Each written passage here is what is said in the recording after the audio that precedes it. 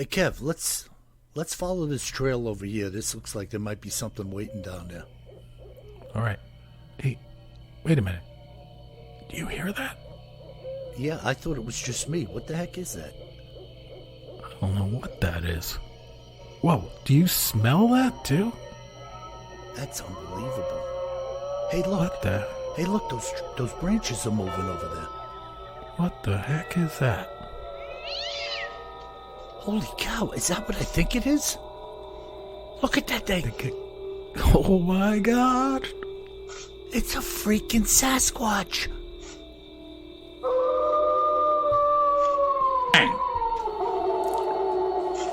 Welcome to the Bigfoot Terror in the Woods Sightings and Encounters podcast. I am your host, W.J. Sheehan, author of the series of books Bigfoot Terror in the Woods Sightings and Encounters, all of which are available in paperback and ebook, 10 volumes, at Amazon. And if you're an Audible fan or an audio buff, you can get volumes 1 through 9 at Audible, iTunes, and Amazon as well. So please go out and buy a dozen copies and give them to everyone in your office. And now may I introduce you to my brother and co-host, KJ Sheehan. Kev, how we doing today? I'm doing all right. How about you, Bill? Very good. I went on with Ray Carr on his radio show in Cleveland again today. All right. Is he a Guardians fan? I would imagine so, but I don't think he's calling them the Guardians. Neither am I. It didn't come up in the Cryptids discussion? Yeah, the Guardians sounds like some Greek god, the Guardian. Exactly. But, hey, I wanted to touch on it briefly. Have you been catching up with the latest episode of Skinwalker Ranch and Beyond Skinwalker? I have been, and I am really enjoying this season. And, of course, the addition of Beyond Skinwalker. Yeah, I mean, this crazy stuff with getting the feedback from space on their computers. And Travis says, you're being bugged. You're being listened in on. Right. So, interesting, man. There's a lot going on over there as per usual. Yeah. I am really enjoying this season. I enjoyed last season and the season before, but I really enjoy this show because it feels to me that they're not just doing dramatic editing to make it seem like things are happening. It's like every show they do a few experiments, say they do 3, and two of the 3 experiments each show some kind of dramatic results. Yeah, and picture you and I there, or you and I and 3 other guys. 1 or 2 of us may be a little dull, but the rest of us are going to be pretty psyched out, as are they, with the results and the things that are happening. Yeah, and by the way, folks out there, our listeners, I'm not that naive. Like, they could be doing 50 experiments and having success with 2, but they show us that it's, 2 out of 3, produced, or 2 out of 4 produced a result. But that's okay. I mean, it doesn't feel like they're staging it for you, and it is entertainment.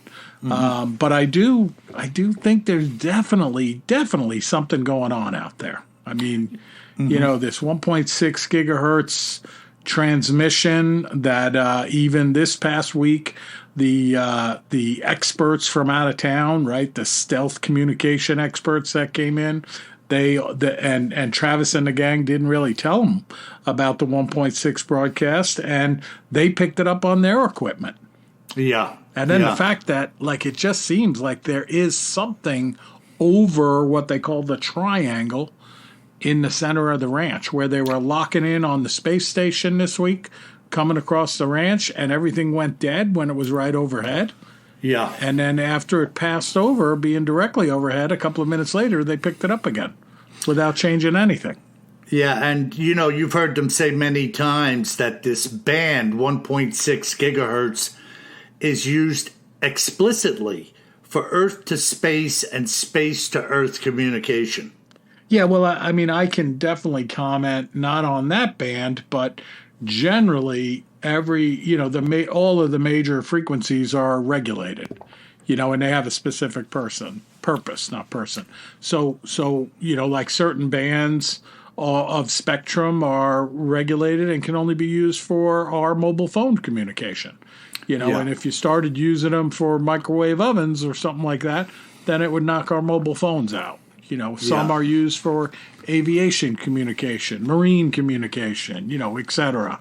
Police radios, fire department radios. I mean, you can't just broadcast on whatever band you want. That's right. And, Travis Taylor had said a month or two ago, you're being allowed to see experiments that we're doing on television, but we're not doing the experiments to be on television, if that makes any sense. Yeah, no, that's I like Travis a lot, and that's well stated, Professor Travis. Yeah, now you could just take the stand like people do with Bigfoot, that it's all BS, and even that statement is staged.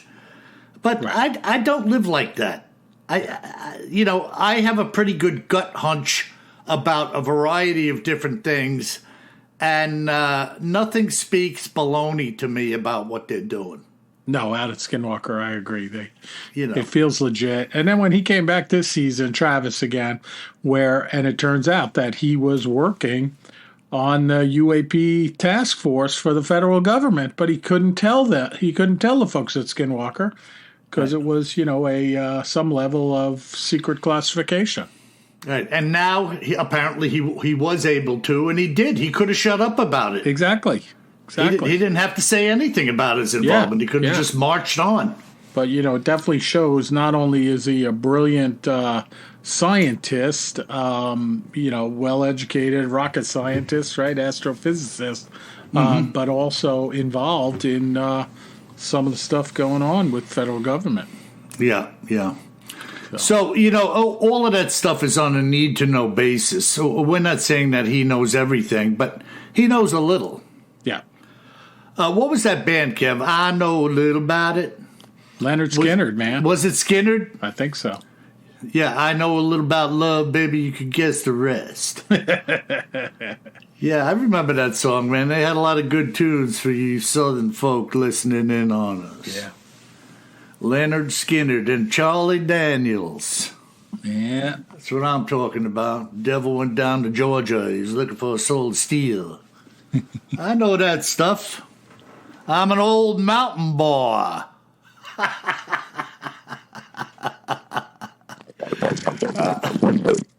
What the hell is that? A wild hog?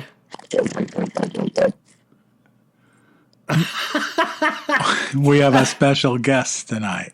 Really? Who's that? The hog man? Not a hog man, but the pig man. Oh my God, the pig man. That's what we're covering in Cryptids in the News and Other Oddities. Wow. The Pigman of Northfield, Vermont. No kidding, man. Yeah. Did the Pigman come in from one of our listeners, Kev? I don't know. Maybe. Might have been suggested. So, lay it on us, bro. What do we got on this nasty little pig-faced man? Don't get the pig man mad. He's not the pig-faced man. He's the pig man. Well, I can't get Porky Pig out of my head. Well, you'll get it out of your head after you hear this. Yeah, but what are you doing there? So this comes primarily out of an article in the Herald, which is serving the communities of Vermont's White River Valley since 1874. Well, that's an old paper. Old paper. And this was published just about a year ago. No kidding. Yeah. Wow. Didn't happen just a year ago, but this story was written about a year ago. Okay. All right. So Northfield, Vermont is just east of Burlington, Vermont. So just east of Lake Champlain, the home of Champ. Okay. Another cryptid that we've talked about before. And, I've been up there many times, as recently, I think as 2 summers ago, Bill, right in this area. Okay. And it is very rural. I'll tell you that. Uh-huh. Even though you're close to Burlington, which is a nice little city on the lake, once you get out of Burlington, you're riding through these farms and forests. So Yeah, as is most of America. yeah, oh yeah, of course. Yeah. The city slickers think, well, ain't no pig-faced man around here. Bill, it's not a pig-faced man. It's a pig man. You better watch out, man. He might be in your yard later. He comes to my yard, he's going to be on a skewer over a raging fire. All right, so set the scene here, Bill. It all started, the legend, on a crisp October evening at Northfield High School's annual harvest dance in 1971. Well, so this really, the story being told is not old. No, 1971. Wow. I mean, as long as you think that we're not old. Well, I mean, 50 years, right? 52 years. Yep. It's not, to me, it's not an old story. I thought you were going to pull something out of the 1874 edition of this Herald. No, that's where we'll get to the story of Pig-Faced Man. Uh-huh. That you were referencing earlier. This is about Pigman, not to be confused with Pig-Faced Man. So you're back at this harvest dance on a crisp, which probably means freezing cold, in Northfield, Vermont. Yeah. In 1971, and a gentleman named Jeff Hatch was a junior at the time, and the person writing the story was a freshman. Okay. The sand pit, located behind the cemetery, was a common gathering spot for students. It was a short walk from school and a perfect place for hiding beer. Okay. Yeah, I can see that, right? This sand pit. I was actually thinking about our high school, Bill. I don't know how it was because you're a few years older than me, but, there used to be that, little gully between the school and the tennis courts, kind of. Yeah. That would drop down low into the woods, and when we had dances and stuff, we used to hide beer back there. Oh, no kidding, huh? Yeah, once in a while we'd have a little fire back there, too, because you couldn't really see it, because you were down in this pit. Yeah, it was dark in there, too, Oh, yeah.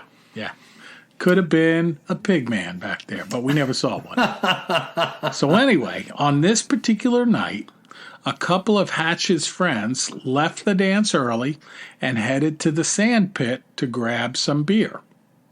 When the boys arrived back at the dance, one of them was crying uncontrollably, and the other was so scared he was literally shaking. Wow. Yeah, and so, these are high school kids at a dance. You're not seeing that. Not a typical sight. Yeah, I mean, when your tears are coming down your eyes, that's some heavy emotion, And shaking. Yeah. Wow. So go ahead. So she goes on and says, when they finally found their voices, they told their friends that something had come running down the steep sand bank at them. The creature carried itself upright as a man would.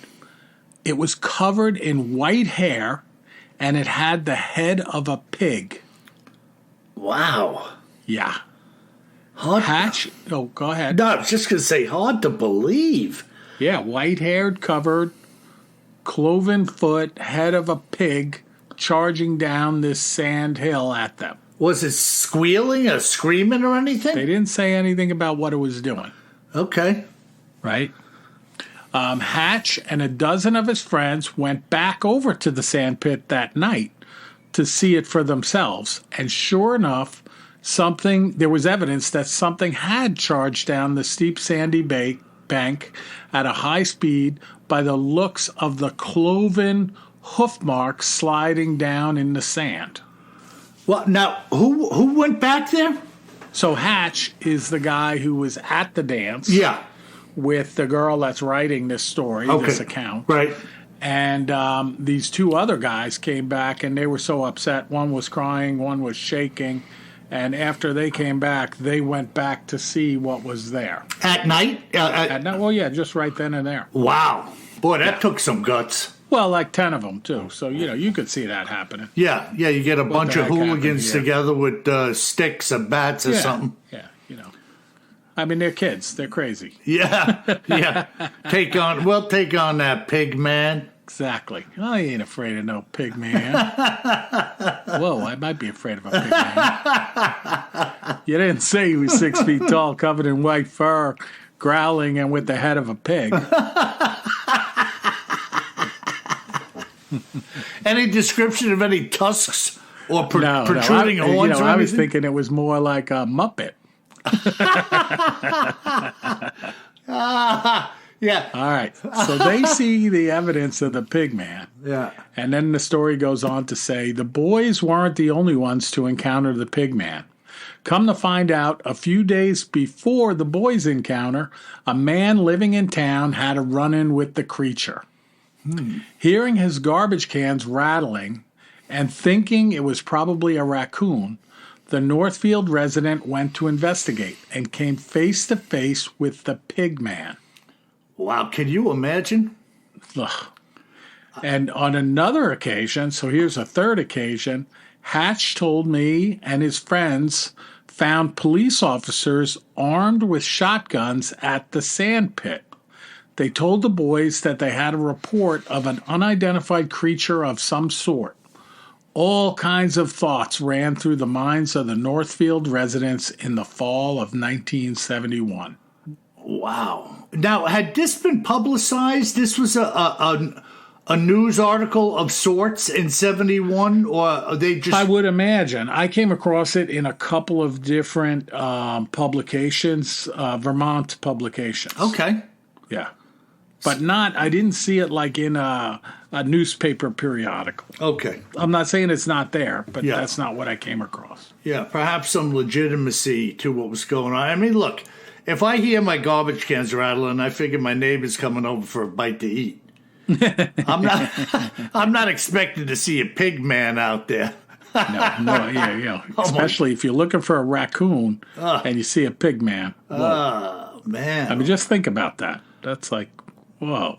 Wow. I'm out in my yard every night. I got like a pet raccoon comes under the bird feeders scrounging around for sunflower seeds.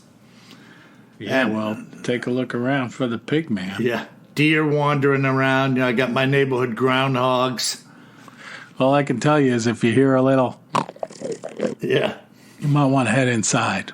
Well, pig man, I'm telling you right now, you want some action, Jackson, you're going to get it.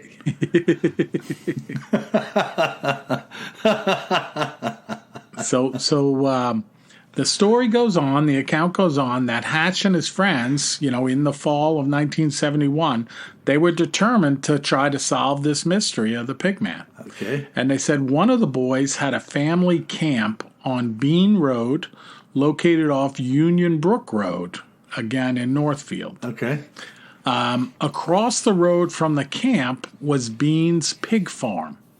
The boys started spending a lot of time at the camp, so that's across the street from the farm. Right. After dark, they would sneak over to the pig farm, crawl through the fence, and go into the barn with flashlights looking for the pig man. So they're thinking pig farm, maybe they'll find this pig man at the pig farm? Yeah, maybe it's like half man, half pig, so he hangs out with the other pigs. Wow. So here we are 51 years later, turning the corner to the pig farm, as Hatch tells me with a wave of exhilaration about the massive 600-pound hogs he and his friends would catch in the beams of their flashlights on those nights. Mm-hmm. They didn't find the pig man, but they did find piles of small animal bones. Yeah. And Bean's Pig Farm, and get this, Devil's Wash Bowl Road, made an impression on me the first time I was there. My parents used to drive to the pig farm a few times during the summer months in the evening after the cow milking was done. Mm-hmm. There was no house there, just a barn with a lot of pigs. Mm-hmm. It wasn't unusual to see pigs out in the field surrounding the barn. It was a creepy setting, especially in the dusk of the evening, although the place possessed an unsettling energy. Well, you got to honor that stuff, as we always say. We talk about that all the time, right? Yep. When you feel it, it's real. Yep. You just have to recognize it and act upon it. Yep. So the author goes on to write, when I was in high school, the pig farm was a popular place for teenagers to go and park. Boys used to tell the story of the pig man in hopes that their girlfriends would snuggle up a little closer. Mm. I met Hatch on a late September day during a streak of unsettled weather. I hadn't seen him in years. We grabbed a coffee at the South Village store and piled into his truck to head for the pig farm. Mm-hmm. Although there were no pigs milling about the farm anymore, I'm taken by how the property appears very much as it did years ago. The place still feels eerie. Very little has changed. Hatch tells me a scary story about a couple that was parking at the pig farm one night. The boy left his girlfriend in the car while he went to relieve himself. Something covered in white fur, upright and very strong, grabbed him and threw him up against the car, breaking the side view mirror and leaving evidence in the form of long scratches down the boy's arms. Yeah. I can't imagine. Yep. And after stopping there, they arrived at the base of Devil's Wash Bowl shortly after. A large brook runs down the mountain through a large culvert under the road and continues down through the ravine. When we got out of the truck, it's noticeably colder here. Hatch tells me that most folks don't dare leave the vehicle. I remember the chill from my horseback rides through here, and today is no different. Mm-hmm. The air has a distinct bone-chilling quality to it. I'm dressed ready to hike up to the caves where Hatch and his friends found evidence of the pig man's lair back in the 70s. The caves are nearly a mile up the mountain from where we're standing. Hatch, discouraged by my ambition, telling me it's a rugged trek over slippery terrain accessible only by walking through a brook. He hasn't been up there in years, not since he and his friends found the cave that was lined with hay for a bed. The boys found no sign of campfires, but they found piles of bones. Bones that could belong to cats or dogs. It just so happened that during the same time that the pig man was terrorizing Northfield, the local newspaper reported a story about pets also disappearing. We've heard that before. Yeah, interesting, yeah. Yeah.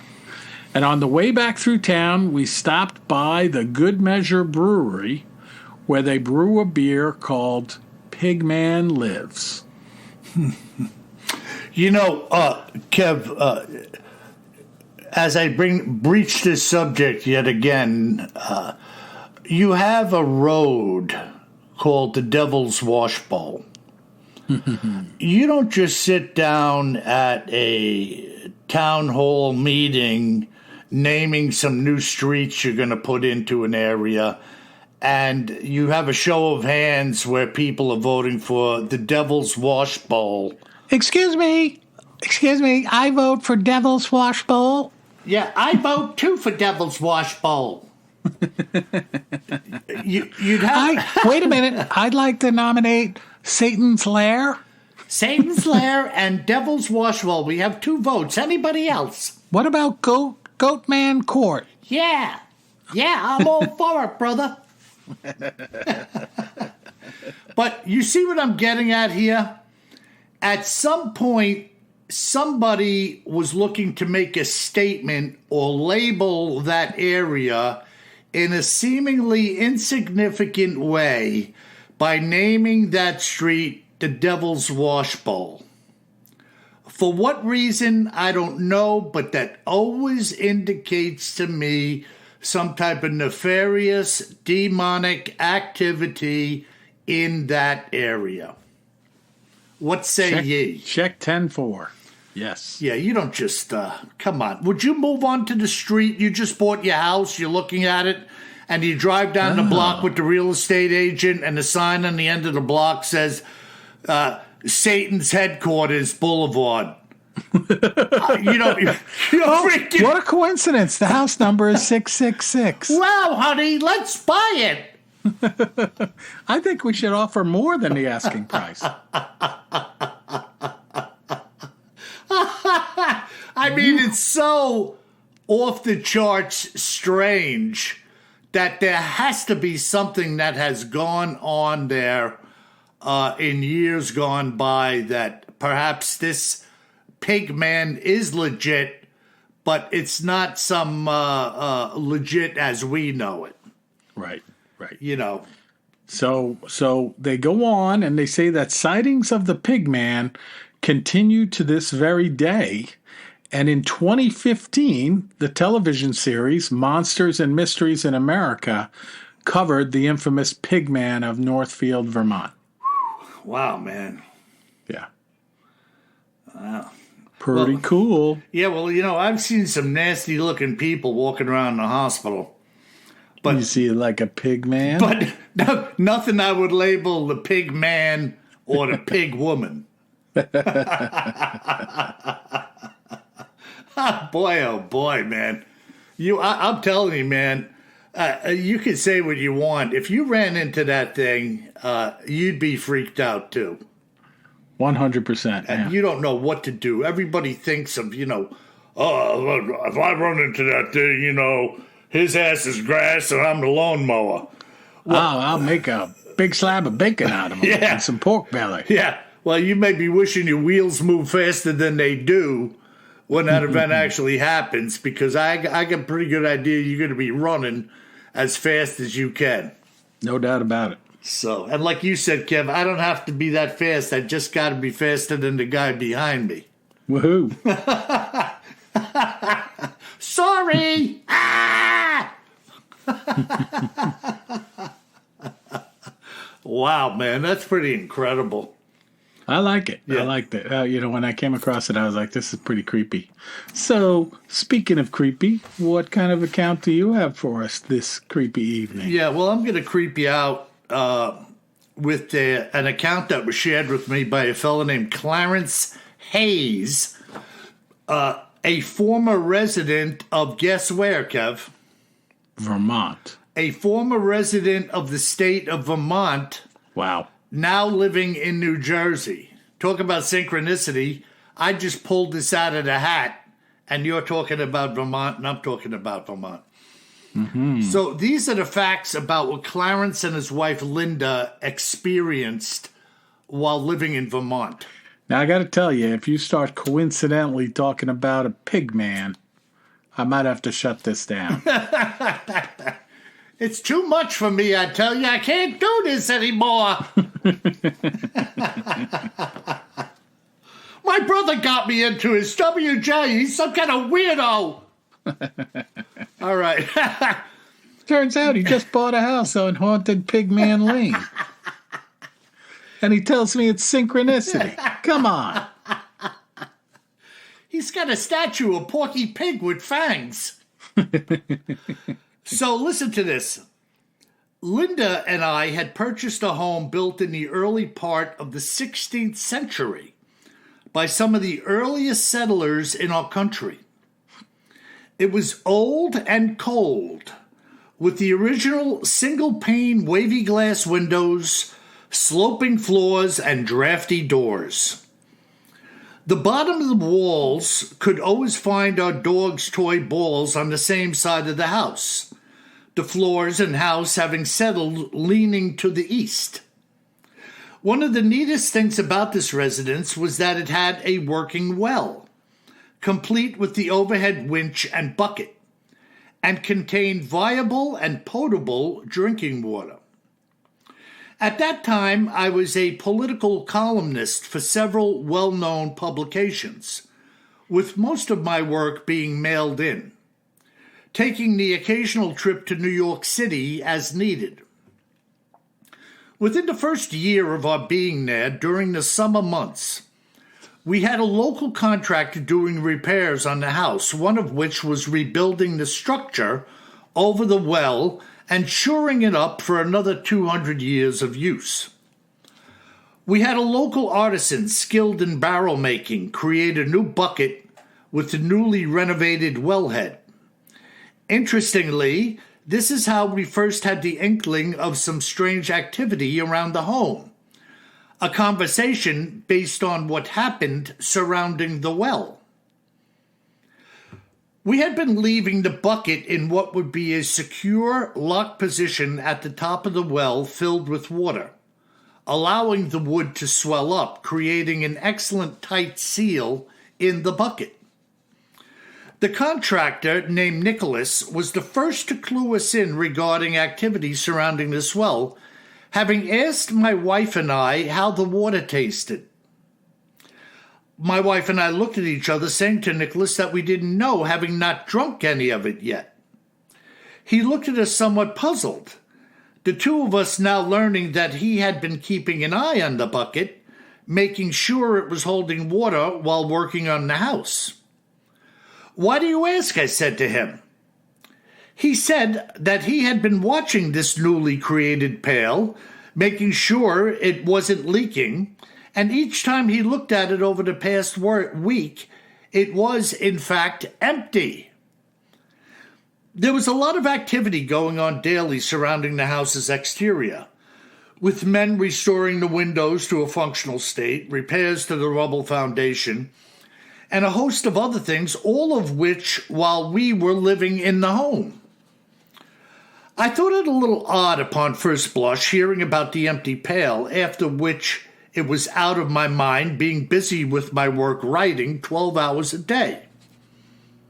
Several months had passed during this long renovation project, the house having 36 windows alone that were being reworked one by one, when one day the window subcontractor said she saw something odd.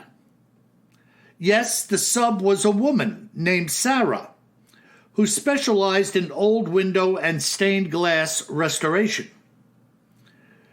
She weirdly looked at me as though she was struggling to find the right words, saying she had seen a bear walking on its hind legs in the tree at the back of our lot.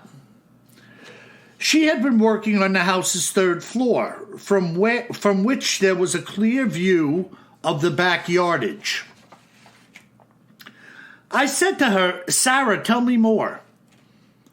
She said there was what appeared to be a giant black bear that she had seen passing through the trees while standing erect on its back legs.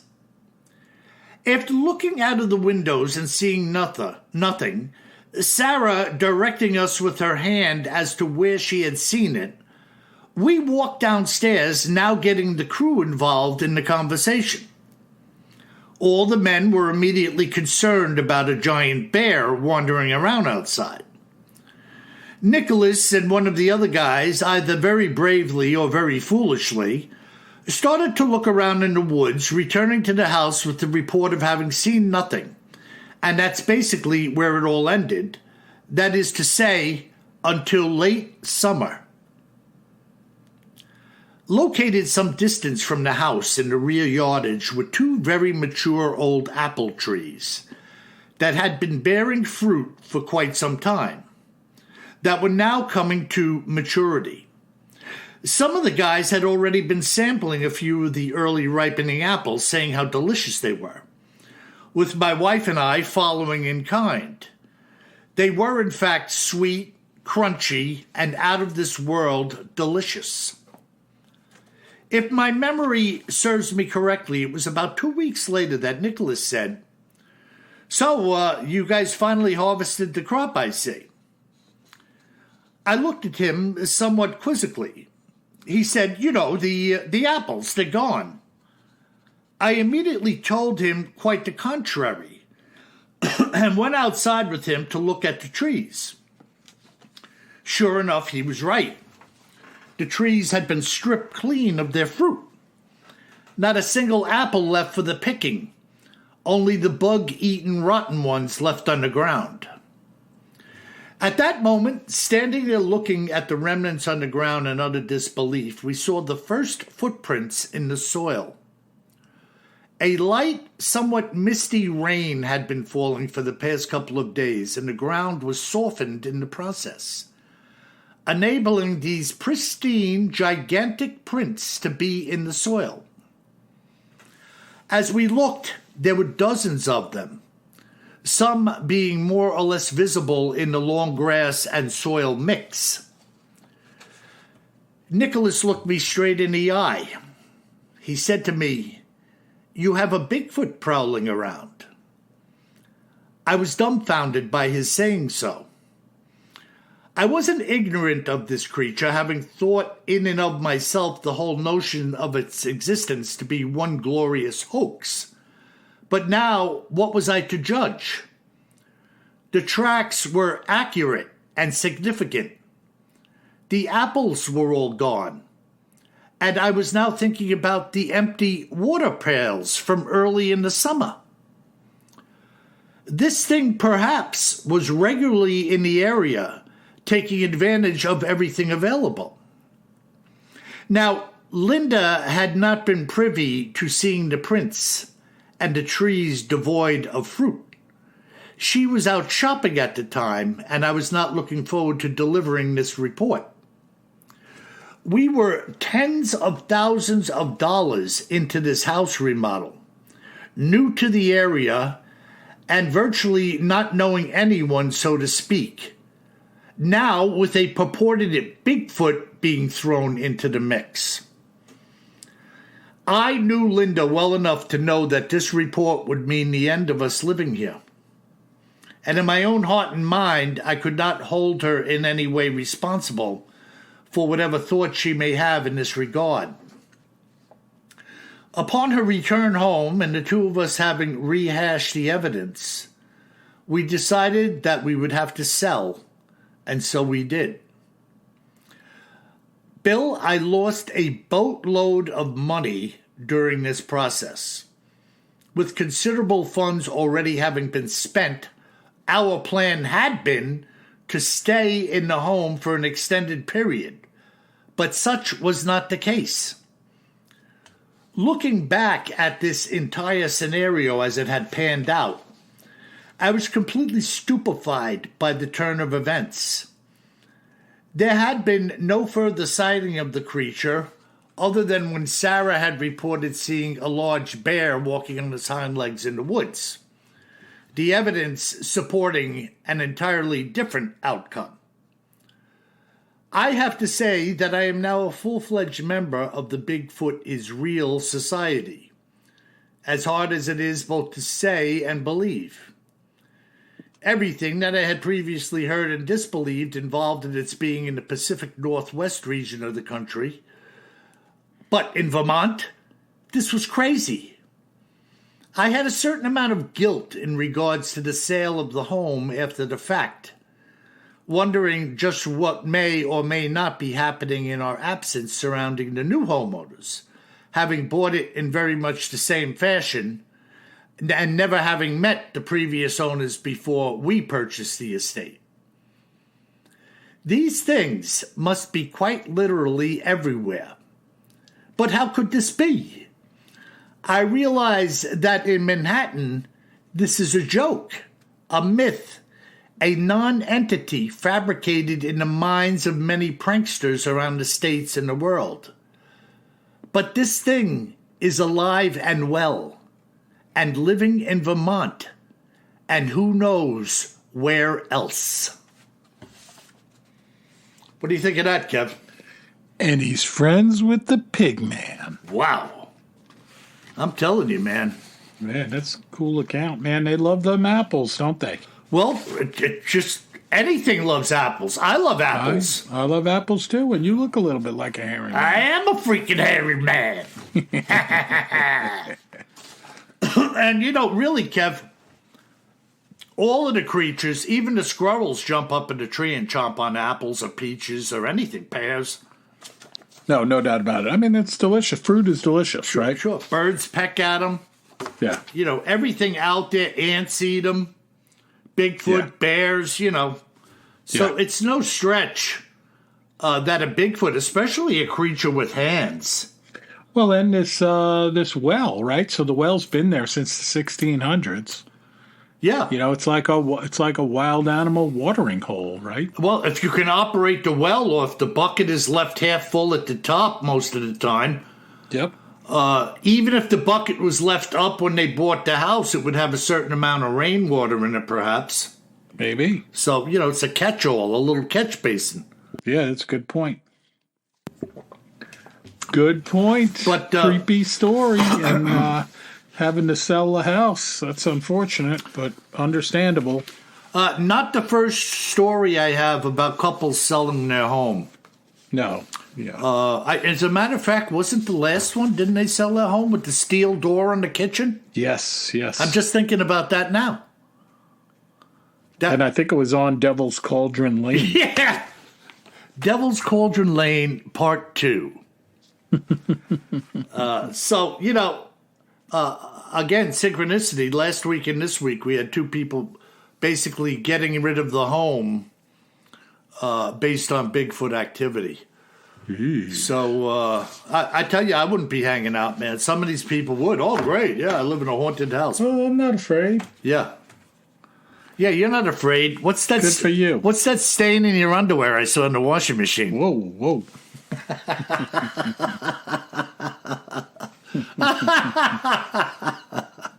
Oh, my goodness. The Pigman sliding down the sand pit, chasing after the kids. Yeah, baby. Wow. Bring on the Pigman. All right, Bill, it is time. Because we talked about a Pigman sliding down the sand hill, it's time for us to dive into some listener mail. Okay. Hopefully there's no relationship. No. So the first mail comes in from Kimberly. And Kimberly is from Pennsylvania. Okay. And she writes, "Hello, WJ and KJ. Greetings from the foothills of the Laurel Mountains, the Chestnut Ridge region of southwestern Pennsylvania. Mm-hmm. My husband and I are avid listeners of your podcast. At an age of 58 and 59, we grew up watching The Legend of Boggy Creek, and get this, Bill, and visiting the mall when the frozen Bigfoot was there." Oh, yeah. Do you remember that story? Yep, I do. So here's another person that saw the frozen Bigfoot. Mm-hmm. We never got to see that, Bill. No, I didn't even know it was available. Yeah, our parents didn't tell us about that one. I thought the frozen Bigfoot was a treat sold on the Bungalow Bar ice cream truck. I'll take a frozen Bigfoot. It might have been. I hope I get the prize. Yeah, when you eat the Bigfoot's head, there's a little thing in there that tells you what you won. Only sometimes. Other times you get your head ripped off. All right, so she's talking about visiting the frozen Bigfoot in the mall. Our town is just a few miles from the famous UFO crash site of Kecksburg, Pennsylvania. Yeah. Regular Bigfoot and UFO reports are normal to us. As a matter of fact, the nationally known expert Stan Gordon lives just down the road. And my friend and neighbor, Mary Ann, a former true crime writer and current Catholic interest author, annually reports Stan's findings. Mm-hmm. To me, you all seem like you should be acquainted. While we've never seen a Sasquatch, we have seen a UFO in Mexico, and it was quite unsettling. Mm-hmm. Should you ever want an introduction, please let me know. Until then, we will keep ourselves intrigued with the podcast on our nightly spooky drives and even laugh a lot at your brotherly shenanigans. I don't carry guns, even the ones I might need, as I can't hit the broadside of a barn. But I'd pepper spray the heck out of any black-eyed kid. Stay squatchy, Kimberly. Now, by the way, Kev, this is the same Kimberly that I announced on the last podcast that I couldn't get through to her on the phone number she left. Oh, okay. So, Kimberly, if you're listening again, get back to me make sure you leave me a good area code and a phone number to get you, because I dialed the one that you left, and it was no good. But interesting, Kev, interesting. Did we ever talk about that Kecksburg UFO incident? We didn't. I wrote it down here because I like the sound of it. Yeah, it's very interesting. So we'll make a point of snooping around about that and bringing it back to the light of day. Yes. Plenty of creep going on. All right. And our next email comes in from Carol. Carol doesn't say where she's from, but the subject is scream/roar in the woods. And she says, have you guys ever heard this? I just had a family member send it to me. Best Sasquatch scream I think I've ever heard. And she writes, I always carry more gun than I think I'm going to need. But regardless, when I'm with this guy, it's time to go. Yeah. Kev, did you listen to it? I did, and I reported on this one in the past, folks. Yeah. That YouTube video is fairly famous of the mushroom hunter. Right. And it turns out that it was a complete hoax. They investigated it on one of these shows. Right. On History Channel, and they actually sampled the sound, and it was the same sound as like a fictional dinosaur show. Yeah. Yeah, so totally fake. Sorry, Carol, but the sound is darn impressive. But again, another darn hoaxster. Yeah. Well, they're trying to attract attention to get likes or whatever on their video, and it was impressive. Kudos to the guy, the way he did it. It was well done. Yep. But unfortunately, a hoax. Yeah. Not helping the cause. Yeah. Unfortunately. All right. And Tim writes in our next letter, and Tim is from Connecticut, across the sound from you, Bill. Yep. And he says, I just listened to your latest show. Love your podcasts and listen every week. Just a quick note on the deer flies that Kevin was talking about. I'm in Connecticut and we have tons of deer flies, but ours are not very big. About the size of a normal housefly, they look like little fighter jets and have distinctive stripes, like any good fighter jet would. But boy, oh boy, can they leave a welt that can itch for days. That being said, we also have horseflies, which are twice the size and also bite like hell. Yeah. But wait, we're not done. Oh. We also have elephant flies. At least that's what we call them. No kidding, these things are gigantic, about the size of my thumb and gray in color. Thank goodness I've never been bitten by one of those, but the deer flies are very tenacious and they won't stop until they bite you. So, by the way, Tim, so your elephant fly is like our deer fly. And when I got I've only been bitten by one once, but I actually had to go to the doctor the next day. No kidding, Kevin. Yeah, my ankle was swollen up like crazy. And that was when I was out in a boat in the marsh on the Cape Fear River, bringing in some gigantic red drum. You remember I sent you those pictures, Bill. So, Kev, let me get this straight. Your deer flies are like the size of like a queen bee or something? Oh, yeah. No kidding. Yeah. Wow. And they are nasty. I can't believe it. What do they sound like when you hear them flying? Well, the sad part is you don't even hear them. Like, I didn't even hear it. The thing was biting my leg, and not to get too graphic, like I smacked it to get rid of it. I was a little late, and then I had blood running down my leg and it was my blood. Wow. Yeah, this thing's biting. Like freaking might be a form of cryptid. Yeah, vampire flies. Exactly. Boy, that's freaking creepy. Yeah. And our last email comes from Chuck. Hi, Bill and Kev. I've really grown to enjoy your podcast. I guess he means like he hated it in the beginning, or he probably saw our pictures. Could be. My dear wife gave me some night vision goggles, and I intend on spending time in the Sam Houston National Forest. I know, Bill, not just night sightings. One FYI, a nice lady mentioned Dixie Cryptids podcast. I agree that Cameron on the Dixie Cryptid podcast is pleasant to listen to, but he has no hesitation using some really raunchy language. So I'd not recommend it for kids or people whose ears burn easily. So I figured I'd put that out there. Nothing against Dixie Cryptids, but you be careful if you're listening to it with the kiddies, or if you don't want that kind of language, and you'd rather just hear. Now, what did he say about his wife, his dear wife? What?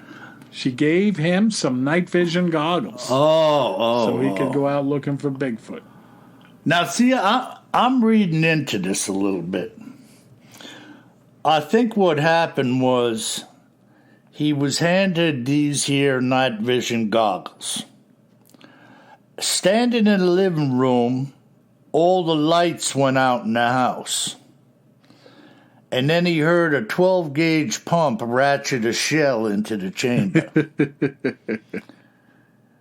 What do you think? I don't want to hear how this story ends. Well, I can't tell you how it ends, but that's my understanding. By the way, you're sounding a little bit like Foghorn Leghorn.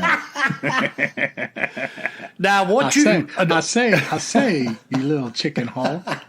I say there, you're a chicken, not a hawk.